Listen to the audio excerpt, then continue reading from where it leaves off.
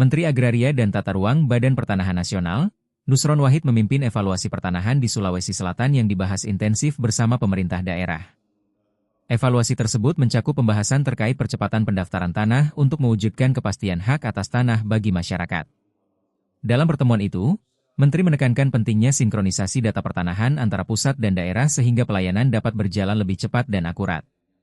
Ia juga menyampaikan bahwa implementasi rencana detail tata ruang, RDTR, di tingkat daerah menjadi fokus guna mendukung pembangunan yang berkelanjutan.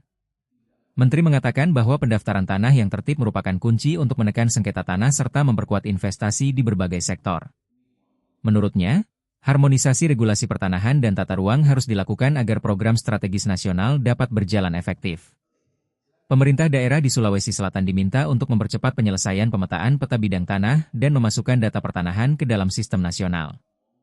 Menteri menegaskan bahwa kolaborasi antara Kementerian ATR, BPN, dan pemerintah daerah menjadi landasan utama dalam mencapai target pendaftaran tanah secara menyeluruh.